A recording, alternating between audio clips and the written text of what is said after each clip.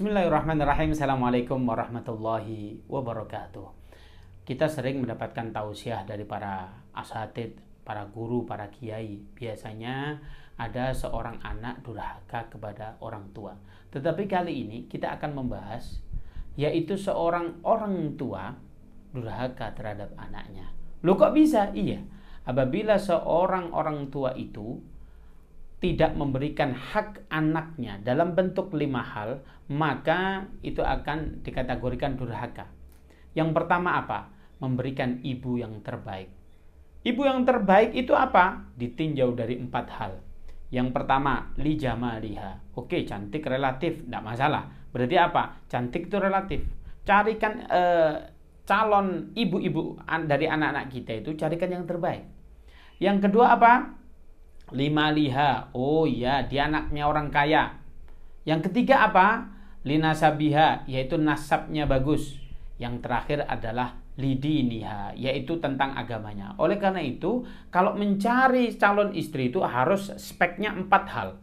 Wah sulit Ustadz, kalau 4-4-nya itu harus ada. Kalau 4-4-nya nggak ada, maka setidaknya yang keempat inilah yang harus ada. Yang itu tidak boleh ditawar-menawar. Sehingga apa? Calon ibu dari anak-anak kita itu harus memenuhi kriteria 4. Kalau nggak ada, minimal ada yang terakhir yaitu lidiniha, yaitu karena agamanya. Kalau wanita agamanya sudah baik, nggak apa-apa. Sebab apa? Kalau dia cantik, tua pun juga nggak begitu cantik. Kalau dia kaya, kalau dia ambil Allah, ya bisa saja seketika itu miskin. Kalau nasab, barangkali ya sudah. Kalau bapaknya mungkin buruk, mohon maaf, anaknya pun tidak mesti buruk. Tetapi kalau agamanya buruk, dipastikan dia buruk. Sebab apa? Kata Allah Subhanahu wa taala, fa'tu harsakum anna syi'tum. Kalau seorang wanita itu karakteristiknya adalah fa'tu harsakum anna syi'tum. Wahai laki-laki, istri kalian itu cangkulilah sesemau kalian. Kalau dari ayat ini dikatakan bahwasanya kalau dicangkul itu seolah-olah karakteristik wanita itu seperti tanah. Sehingga kalau tanah itu subur, maka dia akan tumbuh bibit yang kita tanam dengan bagus. Walaupun bibitnya itu bagus, tapi kalau tanahnya tandus, ya nggak akan jadi. Tetapi kalau bibitnya biasa saja, tetapi kalau tanahnya itu subur, fa insyaallah anak kita menjadi anak-anak yang soleh. Oleh karena itu pastikan kita memilih calon kita, calon teman-teman yang mau nikah ini, maka menjadikan apa? Istri yang solehah sehingga anak kita menjadi turunan yang baik. Maka kalau tidak ingin durhaka kepada anak, maka carilah istri yang kriterianya 4 tadi. Jangan sampai begini, Pak, Bapak ini ketemu dengan ibu dulu di mana? Ya nak, dulu kita itu sama-sama ditangkap sama Satpol PP. Jangan model begitu. Cari ibu yang terbaik dari buat anak-anak kita. Itu yang pertama. Yang kedua, harus memberi rumah. Yang mana rumah ini kalau ditinjau rumah yang halal. Emang ada Ustadz rumah itu yang haram? Ada dong. Rumah yang haram itu bagaimana? Kita dapatkan dengan cara transaksi ribawi. Kalau zaman sekarang kita itu mencari rumah, biasanya aspek yang dibutuhkan apa? Strategis, murah. Tapi zaman dulu enggak. Yang pertama, apakah kita mampu membelinya? Karena apa? Kalau kita tidak mampu memaksakan itu dengan transaksi ribawi, maka tidak akan ada keberkahan. Yang kedua, kita lihat dong komunitasnya. Apakah di perumahan tersebut anak kita jadi lebih baik? Jangan sampai nih anak kita kalau di kampung tersebut malah, mohon maaf ini, senantiasa mengumpat, ngomong kasar dan lain sebagainya. Sehingga pastikan ini lingkungan safety nggak buat anak kita. Yang pertama kita berikan rumah yang halal, yang kedua kita bentuk kita mencari komunitas yang baik. Kalau nggak ada komunitas yang baik, kita bentuk di perumahan itu adalah circle yang baik. Komunitas-komunitas yang baik, tetangga-tetangga yang baik. Dengan cara apa? Kitalah yang mewarnai mereka, bukan kita yang diwarnai oleh mereka. Ayo kita warnai dengan cara Islami. Itu yang kedua. Lalu yang ketiga apa? Nah yang ketiga itu kita kasih makan. Makannya yang halal. Oleh karena itu kalau kita memberikan makanan yang halal dan yang thayyib, fa insyaallah kita tidak durhaka kepada orang anak kita. Dengan cara apa? Ya kita tidak korupsi. Kalau kita kerjanya yang halal, kita tidak nyolong, kita tidak nyopet, kita tidak ngentit, dan lain sebagainya. Kalau kita sudah memberi makanan itu, maka fa insya Allah anak kita menjadi anak yang soleh. Saya ingin cerita sedikit. Dulu di Turki ada seseorang anak kecil yang mana anak ini pintar sekali. Gurunya bingung, kenapa sih anak ini kok pintar sekali? Kemudian ditanya, rumahmu di mana? Rumahku bukan di Istanbul, rumahku di pinggiran Istanbul, sudah dekat kota yang lain. Oh, enggak apa-apa, kasih alamatnya. Ibu insya Allah mau main ke rumahmu. Kemudian apa? Ibu guru semua ini hadir untuk datang ke rumah anak tersebut. Ditanya, alamat sudah dijumpainya, tatkala sudah dicari, alamatnya sudah ketemu. Pada saat itu, setelah alamatnya ketemu, diketok pintunya. Assalamualaikum, waalaikumsalam. Betul ini adalah ibu daripada anak si fulan? Iya. Ini anak saya. Kalian siapa? Aku adalah gurunya di sekolah. Masya Allah, suatu kehormatan Bapak Ibu guru bisa datang ke sini. Oh iya, ada apa ini? Apakah anak saya bandel? Enggak. Saya ingin menanyakan sesuatu. Bagaimana kamu mendidik anak engkau sehingga anakmu itu kualitasnya pinter banget? Bukan hanya pinter saja, pinter banget. Oh, ya nggak ada, biasa saja seperti halnya pada anak umumnya. Nggak mungkin. Coba kamu ingat-ingat, bagaimana kamu cara mendidik anakmu? Oh iya, dulu tatkala saya hamil, tatkala itu saya tidak pernah lepas dari wudhu. Batal wudhu, batal wudhu. Kemudian apa? Saya senantiasa bersolawat kepada baginda Nabi Muhammad SAW. Ini adalah pelajaran yang paling penting bagi ibu-ibu yang hamil. Ayo segera wudhu. Kemudian apa? Bersolawat kepada baginda Nabi Muhammad SAW. Lalu apa yang ketiga? Iya, yang ketiga itu saya memiliki, kalau zaman dulu mungkin Walkman ya. Kalau sekarang sudah ada MP3 khusus buat ibu hamil. Kalau di teman-teman barat itu pakai lagu-lagu klasik. Tetapi ibu tersebut yang diputar apa? Tilawatul Quran. Pilih itu dari imam-imam yang Anda sukai. Mungkin Imam Shurem, Imam Sudes. Kita taruh di perut ibu-ibu itu agar supaya apa? Anak ini baru di janinnya saja, maka dia sudah mendengarkan tilawatul Quran. Sebabnya apa? Hal itu menjadikan anak kita cerdas. Yang pertama, jangan sampai lepas wudhu. Yang kedua, bersolawat kepada baginda Nabi. Yang ketiga apa? Yaitu mendengarkan tilawatul Quran. Ada itu sekarang. Ada Walkman atau MP3 khusus untuk ibu-ibu hamil. Beliau, ibu-ibu gurunya ini berkata, hal itu sudah lumrah, banyak orang yang melakukan. Tapi kenapa anak ini kok bisa pintar sekali? Kemudian apa? Ternyata tatkala kita ngobrol begini, ada seorang bapak-bapak. Oh, itu suami saya. Beliau suaminya itu fallah. Fallah itu adalah petani. Kemudian apa? Ada pemandangan yang aneh. Beliau menggandeng seekor kerbau. Kerbaunya itu mulutnya ditutup. Ini kenapa ini bapak-bapak kok kerbaunya mulutnya ditutup? Kemudian salah satu guru yang hadir di situ bertanya kepada bapaknya, Pak, mohon maaf, kami guru daripada anak bapak. Oh iya, Masya Allah. Bapak, saya ingin bertanya, mohon maaf, kenapa sih mulut kerbau engkau itu kau tutupi? Kemudian beliau berkata apa? Iya, kerbau itu adalah salah satu makhluk yang sulit kita kendalikan. Dia itu sukanya makan terus. Maka kalau perjalanan dari sawah sampai ke rumah, saya nggak bisa ngontrol rumput siapa saja yang ia makan, sehingga apa? Saya nggak mau pulang ke rumah, jangankan membawa nafkah buat anak istri saya yang syubhat, yang haram, yang syubhat aja saya tidak mau. Nah, ini kan luar biasa ini. Kalau kita memberikan nafkah terhadap anak dan istri kita dari sesuatu yang halal, fa insyaallah anak kita menjadi anak yang pandai, anak yang pintar.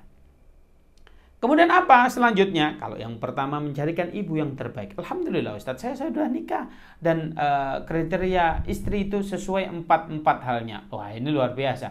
Yang kedua, saya sudah memberikan rumah, walaupun rumah itu ya nggak bagus-bagus amat, nggak masalah. Yang ketiga, saya memberikan nafkah, ngasih makan, fa insyaallah itu halalan thayyibah. Alhamdulillah. Yang ketiga nih, yang ketiga kita beri nama yang terbaik. Sebab nama itu adalah apa? Harapan dari orang tua. Nama itu karakternya ada 2. 1 mangkul, 2 murtajal. Kalau murtajal itu bagaimana? Seperti nama kita. Nama kita itu murtajal. Murtajal itu ada harapan. Kita ambil contoh, nama saya Muhammad Faiz. Orang tua saya dalam memberi nama Muhammad Faiz ini, kita ketahui bersama, agar supaya mirip dengan baginda Nabi. Kalau nggak bisa mirip, ya mirip-mirip dikit lah akhlaknya, entah apanya. Walaupun itu tidak mungkin, tetapi apa? Agar supaya berkah namanya dikasih Muhammad. Yang kedua Faiz. Faiz itu diambil dari kata bahasa Arab, yaitu faza yafuzu wa faizun. Artinya sukses. Sudah orangnya terpuji, yaitu Muhammad, sukses lagi. Itu harapan dari orang tua saya memberikan nama. Sehingga nama-nama itu berikan nama untuk anak kita yang terbaik. Karena di situ ada letak harapan kepada Allah Subhanahu wa taala, sehingga semoga kita dikabulkan oleh Allah Subhanahu wa taala. Sebab nama itu murtajal. Jangan sampai kita ngasih nama anak kita sok-sok keren tapi nggak tahu artinya. Oh, kita kasih nama itu. Oh, John Varises. Nggak taunya Varises nama penyakit itu. John Dispenser. Dispenser ternyata apa? Penghangat air begitu. Jangan. Ayo kita kaji. Boleh bahasa Inggris, boleh bahasa Indonesia, boleh bahasa Arab. Tapi maknanya yang bagus. Agar supaya itu karakter nama yang disebut karakter nama murtajal. Yaitu nama yang memiliki harapan kepada Allah Subhanahu wa ta'ala. Lalu nama yang kedua, apa yang disebut mangkul? Mangkul itu disebut, yaitu namanya baginda Nabi Muhammad SAW. Nama Nabi Muhammad dikatakan Muhammad karena apa? Memang namanya Muhammad, orangnya terpuji karena orangnya betul-betul terpuji. Sehingga apa? Ini bukan murtajal karena namanya dikasih nama, karakteristik Nabi Muhammad itu memang terpuji.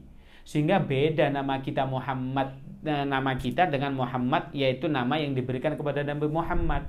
Sehingga apa? Itulah nama. Kalau kita sudah memberikan nama yang terbaik, fa insya Allah kita tidak dikatakan orang yang durhaka terhadap anak-anak kita. Lalu yang terakhir, yang kelima. Apa sih yang kelima? Yang kelima adalah yaitu ma'rifatullah. Apa itu ma'rifatullah? Mengenalkan anak kita, mengenalkan Allah terhadap anak kita sejak dini. Man Allah, siapakah Allah? Anak kita harus paham. Ini gimana Ustadz? Saya aja ditanya siapa Allah, di mana Allah, saya nggak bisa jawab itu. Ya, oleh karena itu bapak ibunya harus belajar. Sehingga apa? Bagaimana mengedukasi anak kita, tapi kita tidak paham. Sebab anak itu adalah bayang-bayang orang tua. Orang tuanya A, maka anaknya karakteristiknya sama kayak orang tuanya, yaitu A. Oleh karena itu, yang pertama, ayo kita kenalkan siapakah Allah sejak dini. Dengan cara apa? Yang pertama, kita kasih tahnik tatkala lahir. Tahnik itu bagaimana? Anak kecil yang baru lahir, kita kasih kurma. Sunnahnya Rasulullah itu kita kasih kurma. Apakah dikasih kurma gede begini? Ya enggak, itu bisa keloloten itu, enggak bisa itu. Gimana caranya? Itu kita kunyah. Yang pertama, sunnahnya dikunyah oleh bapaknya atau seseorang yang solih, kiai, habaib, suruh ngunyah. Dikunyah setelah lembut, kemudian ditaruh di langit-langit daripada mulut anak tersebut, semoga disesep. Maka air liurnya orang soleh dengan air liur anak kita sudah bersatu. Fa insyaallah menjadi anak yang soleh. Itu yang pertama. Yang kedua, di akikoh. Di akikoh itu bagaimana? Ya sudah, kalau perempuan kita sembelihkan kambing 1, kalau laki-laki kita sembelihkan kambing 2. Kapan itu? Kalau bisa sebelum seminggu. Kalau nggak bisa, ya sebelum sebulan. Kalau nggak bisa, nggak apa-apa deh, 40 hari. Kalau nggak bisa, bagaimana? Ya sudah, sampai gede pun nggak bisa, nggak apa-apa. Kalau nggak bisa, bagaimana? Sudah mati pun di akikoh nggak apa-apa. Wah, ini jangan sampai kita nggak mampu gitu kan. Beli iPhone, beli Android bisa, beli ini bisa, tetapi akikoh untuk anak kita tidak mampu. Ini jangan.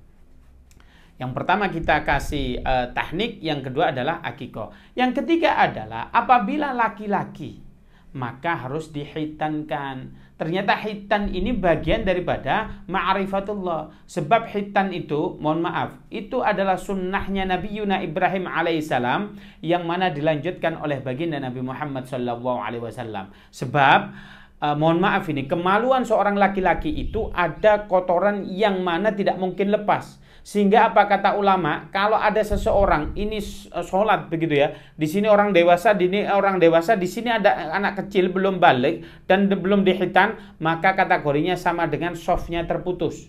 Oleh karena itu apa? Anak kecil kita ini nanti tumbuh dewasa bagaimana caranya? Dihitan agar supaya dia sholih. Kalau laki-laki, tentunya buat laki-laki karena perempuan tidak mungkin hitan.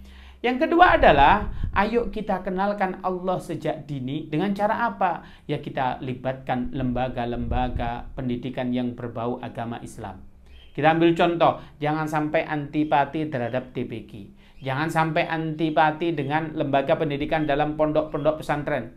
Jangan sampai pesimis, jangan dipondokin anak ente, nanti paling banter jadi marbot masjid. Enggak.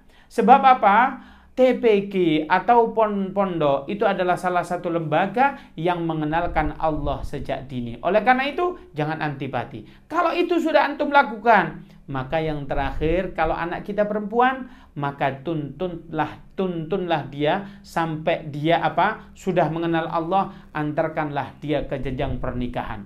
Oleh karena itu, seorang bapak berkewajiban mencarikan calon suami yang terbaik buat anak-anak kita. Kalau sudah dinikahkan, kita pasrahkan anak kita terhadap laki-laki yang insya Allah tanggung jawab, fa insya Allah kewajiban kita baru selesai. Apabila ada seorang orang tua sudah melakukan 5 hal tersebut, maka fa insya Allah sudah tidak dikategorikan durhaka. Kalau belum, maka siap-siap dituntut oleh anak kita. Jenengan itu, Anda semua itu sholih, dia berjamaah, dia tilawah, maka Anda nanti tatkala masuk surga, ingat, anak kita bisa menarik kita dari surga itu untuk keluar dan bersama anak kita di nerakanya Allah Subhanahu wa taala. Tatkala ditimbang anak kita, kenapa kamu tidak pernah ngaji? Kenapa kamu itu tidak pernah sholat? Kenapa kamu itu buka aurat? Apa jawaban anak itu? Ya aku dibiarkan saja sama umi saya. Aku dibiarkan saja sama ibu saya. Aku tidak pernah diajari. Aku tidak pernah dikasih tahu siapa Tuhanku. Aku tidak pernah dikasih tahu ini yang halal dan haram. Maka siap-siap orang tua model begitu diaudit oleh Allah. Kalau Anda sudah di surga, demi Allah akan ditarik, akan dimasukkan nerakanya Allah Subhanahu wa taala. Oleh karena itu, punya anak itu bebannya berat, amanah yang harus kita jaga. Maka 5 hal ini harus antum jaga, fa insyaallah menjadi orang tua yang soleh dan tidak durhaka, anak yang memiliki anak yang tumbuh dewasa menyembah Allah Subhanahu wa taala, sehingga nanti anak kita itu senantiasa mendoakan kita kepada Allah Subhanahu wa taala tatkala kita sudah meninggal. Itu sebuah aset yang sangat luar biasa bagi kita, karena kita sudah meninggal ada yang mendoakan. Barangkali itu yang bisa saya sampaikan. Assalamualaikum warahmatullahi wabarakatuh.